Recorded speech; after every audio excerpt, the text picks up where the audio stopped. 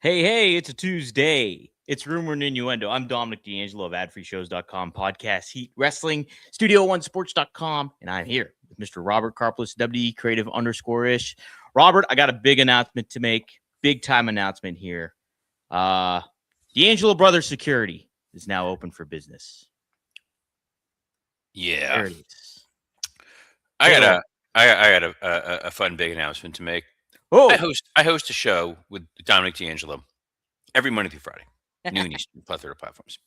We sit and talk professional wrestling for the better part of 30 minutes. yes. At no point yesterday, during the entire discussion of the Royal Rumble, Raw preview, subsequent text messages, does he go, "Hey, by the way, there's a chance Marcus may be on Raw tonight." I'm watching Monday Night Raw. I'm watching the opening segment, and I go, "Holy D'Angelo, that looks like Marcus." And I text Dom, and Dom's response was, "I'm not watching." I didn't watch in time. Dude, what a world. Yes. It's so eerie how he looks like you, yet not like you. It is. It's like the 96 Mission Impossible where Tom Cruise wears masks of people. Like he's going to pull it off and it's just you underneath it. But what a debut. Marcus D'Angelo. What a star. Roman Reigns should have picked him. He should have picked him, right? You know, I don't know why Marcus didn't make a Rumble appearance, but there's more for that. D'Angelo Brothers Security now open for business. We're taking clients, everybody. FYI. But Robert, we got to say hi to some folks in the chat here after what was a eventful Monday Night Raw for sure. Triple E happens to say, "Was up? The real star of Raw was Marcus D'Angelo, and the Muppet Show special airs tomorrow. When is the next Fonzie episode? Tomorrow, probably. Triple E. All right. Cammy Star says, after morning all. Yes. Willie Thornbrew says, that was probably the best Roman Reigns promo I've ever seen. So excited for WrestleMania next week. Oh, wait. Devin Dowling going, Ayo, I think I caught my son and wife's COVID. Oh, boy. Marty's excited, too. I don't like that he pluralized wives. What's going on at the Devin Dowling household? I don't know what sort of Mormon enclave he's living at. Yeah, I'm gonna get the pup. Go get Marty. I'm here. You can keep reading, saying hello to people. Wrestling Old Head says, good after morning. R&I, Punk and Reigns, cooked at high temperature. We'll surely will be talking about that. Wanna Breeze, which is Jeff Hanger, says, hello, R&I. After the promo last night, I'm sold for Punk and Roman for WrestleMania. And Tony Gong chimes in also. No wonder Braun didn't go after Pierce. He didn't want the D'Angelo smoke. That's a fact, Jack. The real brothers are not the Steiner brothers. It's the D'Angelo brothers. And Kimmy Star also adds, wow, what a great brother. Yeah, you're what a supportive, loving brother you are, Dom. That is. Devin Dowling also adds that Marcus was under the hood on the Rumble. Could be. It's very possible. But, very possible. All right, come here, yeah. Look at Marty. What a pooch. What a monster. I feel bad that he has to be here for this because I guess we're going to talk Raw. We are going to talk Raw, Robert. And I hated that finish more than I think I've hated just about anything WWE has done in the last 6 years.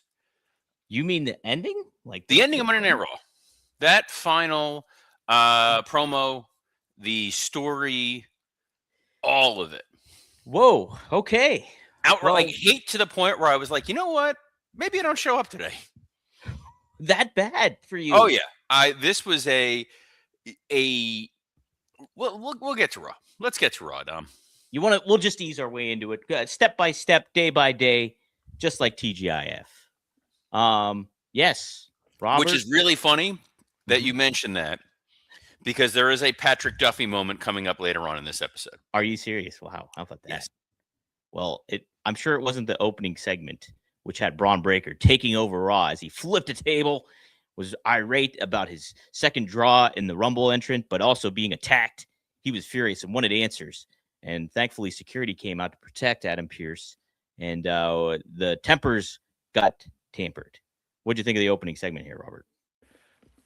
oddly confusing. It's clear that they've made a little bit of a story pivot here, and the idea is that Braun Breaker is distancing himself from the Vision, or the Vision is distancing themselves from Braun Breaker, and that it's very possible that they attacked Braun in the same way that they attacked Seth earlier.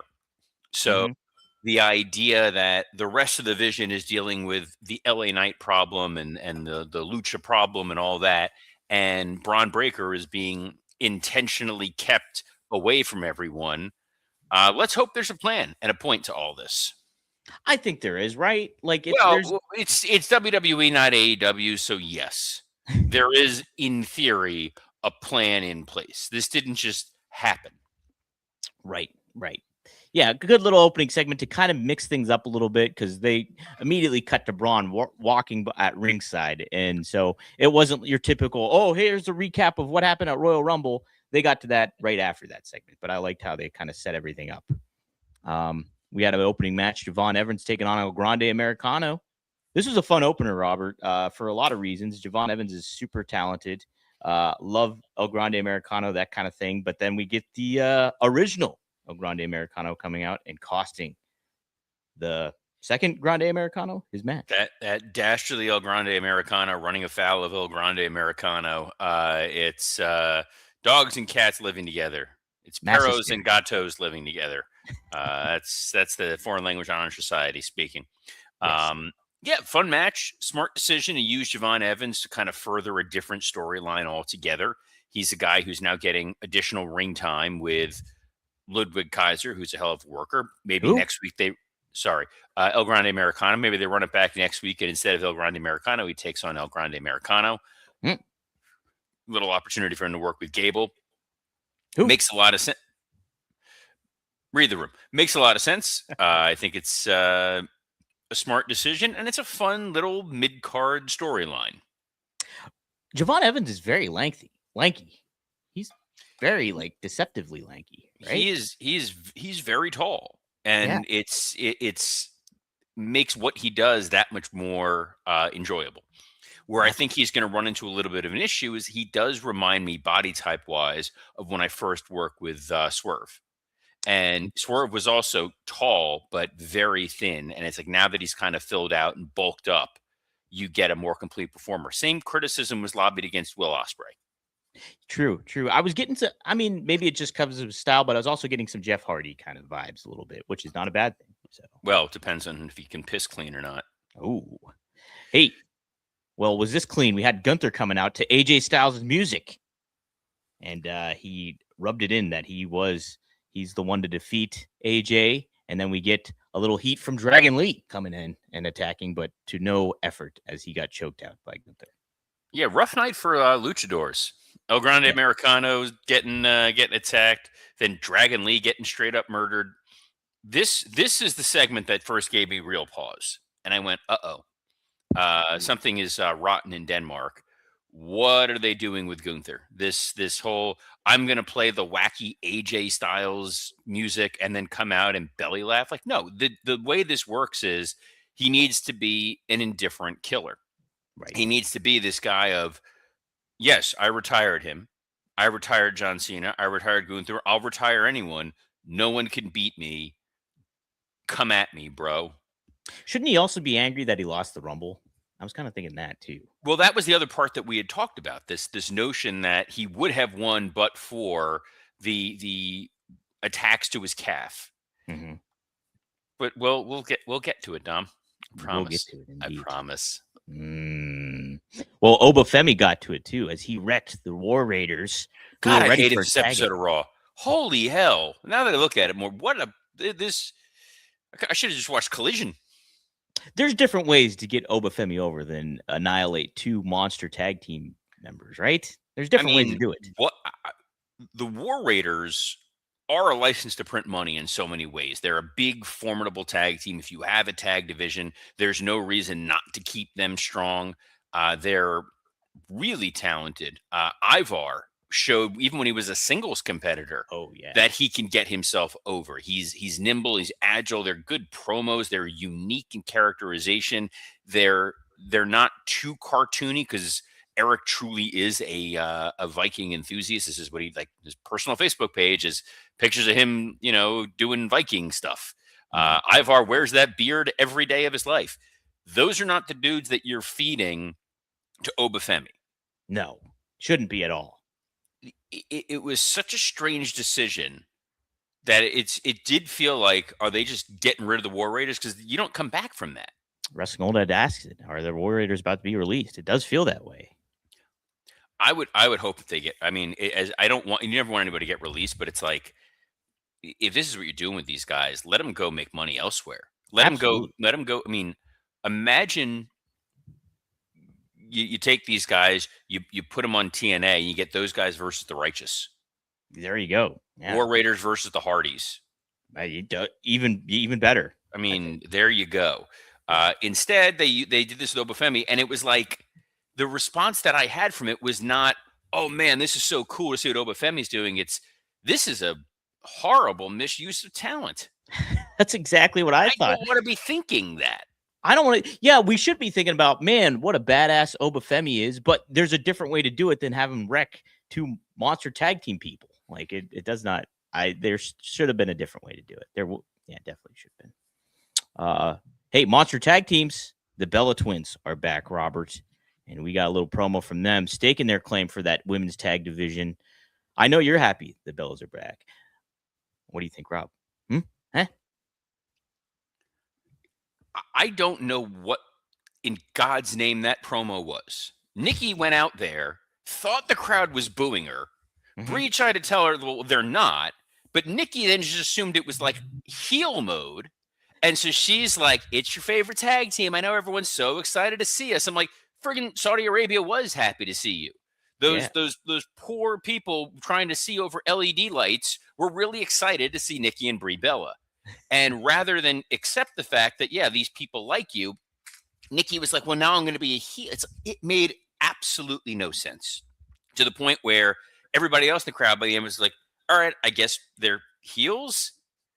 And they're the original tag team, like they're the original like Cookie. I don't understand it. Like at the mall, they're an Orange Julius. This was just terrible.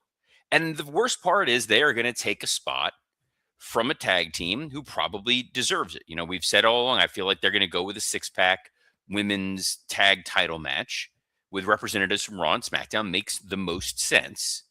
And it feels like we're going to wind up seeing the Bellas in one of those spots. Well, I mean, if you're being sensible about it, though, I mean, even Corey Graves mentioned how like Total Divas was a big thing, and all that. It makes sense to put them in the match, even if they are taking a spot. Okay, well, yes, you're right. Jersey Shore was a big show. Let's use Snooki. What a WrestleMania moment that is. It's like Devin Dowling says, my wife loves the Bella Twins, so I'm all for these two being back. They're not here for the male marks. They're here for the Total Divas fans. Total Divas was a very long time ago, number one. Number two, there's no Total Divas, Total Bellas still on the air, where the Bellas are at the zeitgeist of pop culture and have the ability to, in turn, promote WrestleMania. It's not like you're getting a behind-the-scenes Total Bellas episode about, oh man, they're back, and someone may watch this on E and be like, yeah, I'm gonna go tune into WrestleMania. So it's not giving someone a platform who's going to bring in new eyeballs, and the wrestling fans who are already there do not want to see the Bellas wrestle at WrestleMania. You want to bring them back for a random Judgment Day or Great Balls of Fire or whatever, fine, but to put them in a potential match where you're going to have let's say Rhea and Io and the Kabuki Warriors and Lash and Nia and Bailey and Lyra. Next. Okay, I guess it's a fair point. It's a fair point. Cammy also adds she watched Total Divas, but she didn't watch it for the Bellas. There you go. No, I mainly watched it for Natalia's Kitchen. Ah, yes. Well-designed kitchen. I know what you watched Raw for, though, was LA Knight meddling in the business of Bronson Reed and Penta.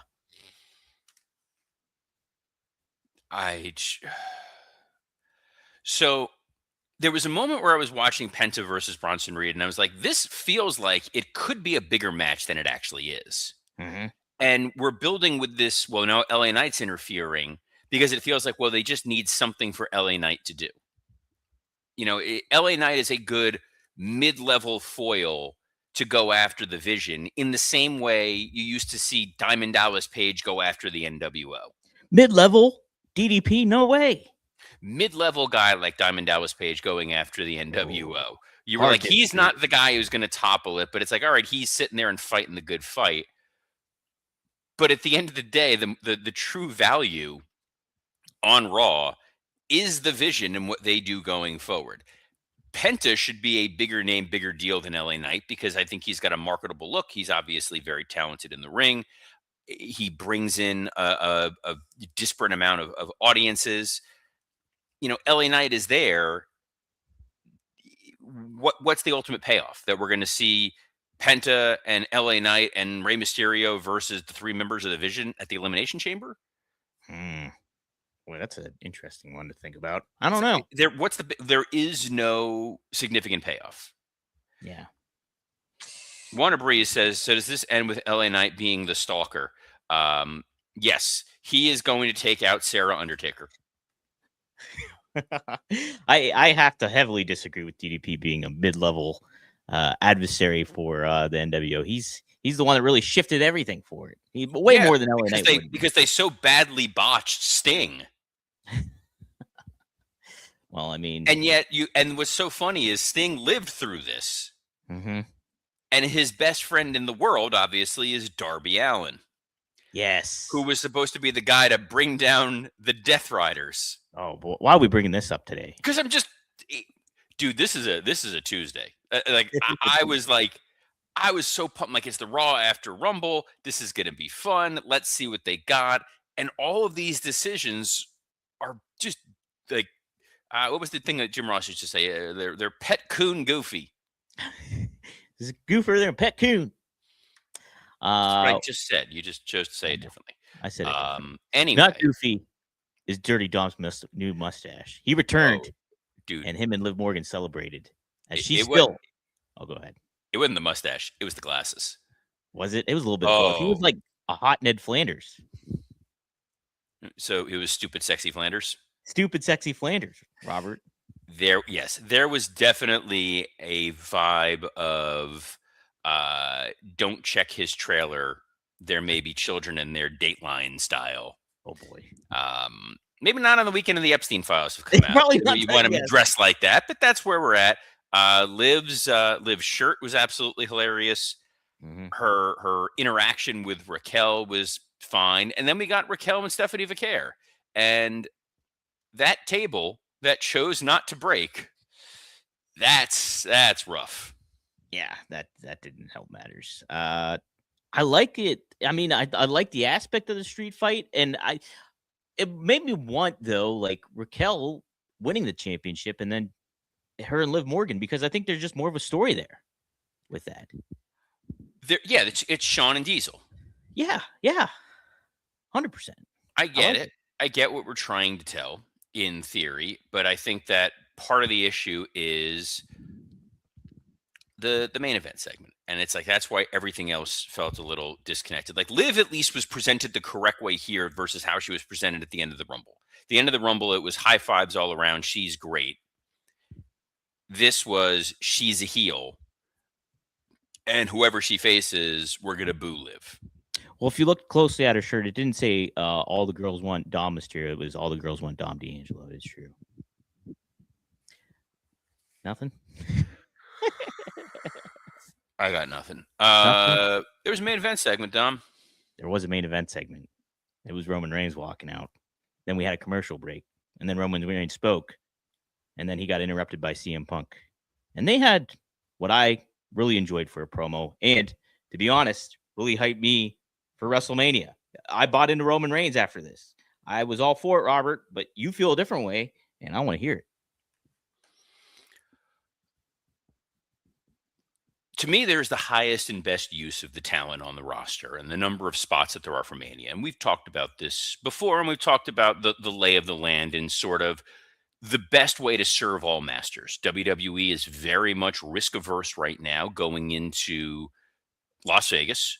They want to make sure that this show is sold out, that this gets global notoriety, because next year's show in 2027, no one cares about ticket sales. It is in Saudi. It is a paid for show. So Right. every ticket they sell is gravy on top of the fact that they're getting a significant fee just for going to Saudi Arabia. They're not necessarily outside of Green Shirt Guy. You're not going to get a lot of people flying over there. For this show, this Mania, you want to get the international audience flying to a centralized destination. Vegas paid a lot of money to get WrestleMania back for a second year because they want that travel and tourism dollar. So the pressure was on WWE to deliver big time matches.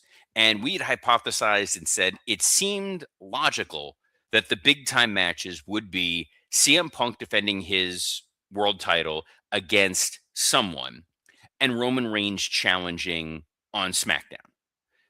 You're getting two big names, two different spots. The option that they went with undercut so many people and so many storylines that is genuinely legitimately baffling. And I know there was some stories a couple weeks ago that they've rejiggered the plans for Mania. This feels like somebody played a card somewhere. The most logical steps were Roman Reigns going after Cody Rhodes. The notion that Roman Reigns, ever since losing the title at WrestleMania to Cody, he's lost his bloodline. He's not the tribal chief. He's essentially become a part-timer. He is not the central focus of this organization. And for a guy who in character has an ego, wants that back. Cody is feuding with Drew. He's feuding with Fatu. You can throw those guys in an elimination chamber, and there's a way where Cody gets that title back. He was QB1. He had finished the story. He was champion, then lost it to John Cena. Realized how precarious it was, got it back, lost it to Drew. And now there's a desperate version of Cody Rhodes. There's this guy who wants to keep this top spot, but he's got all these people coming after him. Friend, foe, he's doing the press, he's living on a bus, it's starting to wear it on him. So now you've got a desperate Cody who wants to keep this title, a desperate Roman who needs this for his identity. Boom, there's a main event storyline for SmackDown.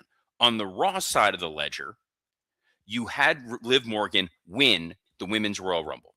And they Correct. said she's going to main event WrestleMania. You have not had a women's match main event WrestleMania for the last few years when they've absolutely deserved one of those spots. Not because of, we need to check a box, but because they have genuinely been one of the best parts of your show. And Liv winning, it was like, well, how are we going to get to, in theory, Liv versus Rhea? Big name, big name. Sure. What we saw on Raw was Liv going after Stephanie Vaquer, which is a fine Mania match. That is not a main event, which means Punk is going to have to main event one of the nights. And the guy that you've been building up for the last several months is Gunther. And the culmination of Gunther's story is the guy who has mowed down talents of the past, like a Goldberg, like a Cena, like an AJ, and is now going after the old man Logan version of CM Punk. The guy who, during the pre-show for the Saudi Royal Rumble, was basically saying, like, I don't know how many years I got left. I'm going to give it all that I've got. And now it's the old grizzled vet going in there against this unstoppable buzzsaw of a monster. Instead, what we got on Raw was Gunther as kind of a clown going after Dragon Lee, of all people, Liv Morgan going after Stephanie Vaquer, which does not feel like a WrestleMania main event, and then a CM Punk Roman Reigns interaction where it was part-timer versus part-timer, bringing up personal beef in a non-kayfabe sense that the majority of your current audience should not give a damn about. It was, hey, Roman, I heard what you said on Pat McAfee's show. Yeah, what he saw on Pat McAfee's show is he was blaming creative for not coming up with good storylines and the talent not stepping up in those storylines. Again, discussing fake things outside of the kayfabe world that you're in. You then have Roman Reigns bringing up a Colt Cabana podcast from a decade ago. Your audience it's not fresh. It's not new. It's weird sour grapes, insidery, bull that your crowd should not care about going into WrestleMania. It should be storyline driven to get to whatever that main event is. You saw Roman and Punk getting along at War Games, and then Roman's like, that was all nonsense. We really hate each other. Based on what? What have they shown us on television in the last 6, 7, 8, 9 months that makes you think these guys hate each other? We just saw them headline WrestleMania last year with Seth involved, who did a lot of the heavy lifting to make this match work. And now he's not there, and you're expecting a Roman Reigns CM Punk match where the crowd is not going to know what the hell to do. You either get people who are going to like Punk less, which isn't a great thing going into he's selling a video game and he's the face of your show, or they're going to like Roman less, and Roman's not a full-fledged heel. And Roman isn't going to be a full-time star the night after WrestleMania. Punk's still going to be there. This gets you nothing. The way that I described this to the working stiff guys was, it's like a scene in the next Avengers movie where Dr. Doom pulls off his mask and the Thing goes, Jesus Christ, Robert Downey, how much money do you need? That's what this was. This was two guys who privately don't seem to like each other, airing personal grievances from a shoot sense. Yes, we know it's work, but in a shoot sense, on a work program. This was not, I think that I should be world champion. This was, I don't like crap you said about me. You don't like crap that I've said about you. I'm a part-timer. You were a part-timer. You left to go to AEW, and now you're back. So let's fight. And oh, by the way, before we finish our promo, Drew McIntyre is a joke. The world title he has doesn't mean anything. SmackDown is by far the lesser show. A scorched earth promo of such stupidity across the board that I understand the bells and whistles to be excited in the immediacy, but long term, nothing good came out of this finale of Raw. Nothing good, and the next few months are going to be. Oh, and poor Finn Balor. True. They bet the whole show building Finn Balor is going to go take on CM Punk. He's about as a lame duck challenger as you're going to get. This feels like when they did that February show going right before Mania, and it was like Kevin Owens was like, there was like, we're going to do Rock and Cena or Kevin Owens. It's like, what are we doing, guys? I give up. I hate this. Dom, your brother should have just run out there and tackled both of them. Look, I think you make some compelling cases for why this is not compelling as it should be. I do think it is a compelling matchup, though. You go back, people would have been conflicted with Rock versus Austin, and people were, I think. And so you get these two names that household, like casual fans will associate with immediately. It's one-on-one. You can build the excitement up for it. And yeah, plus you're ringing that bell for the ardent fans to be like, oh yeah, they're referencing the podcast from years back. Ooh, okay. So you're getting that, which is AEW crap. That's what AEW does. And they want to bring up all the other insider stuff. Because you're not bringing in Colt Cabana. You're not playing clips from the podcast. You're not talking about AEW. WWE doesn't tap into that well that often. So when they do it, it kind of means a little bit more something. But they didn't need to. And it's such a panic move that they didn't need to make a panic move because they had so many other options. I'm with you on the aspect that they did diminish Drew. They diminished the other title. I didn't like that at all. The Finn point is great too. I completely agree with that. But I think this is a fresher matchup than having Roman and Cody. I understand the storytelling element and building up to it, but I really don't think you're going to get something that star power, like enticing for this Mania. It just feels like a repeat. I do not, in any situation whatsoever, see where this is going to end well for the company. But we'll see. We will discuss this, as we do every Monday through Friday at noon Eastern on a plethora of platforms, including the WWE Creative _ISH X account, the @Dominic D'Angelo X account, the @SE Scoops X account, and on YouTube on Rumor and Innuendo, Podcast Heat, and ad-free shows. So on behalf of the more feared D'Angelo brother, Dominic, I'm Robert Karplis. Best of luck in your future endeavors. Very happy for brother Marcus. D'Angelo Security, open for... Shh.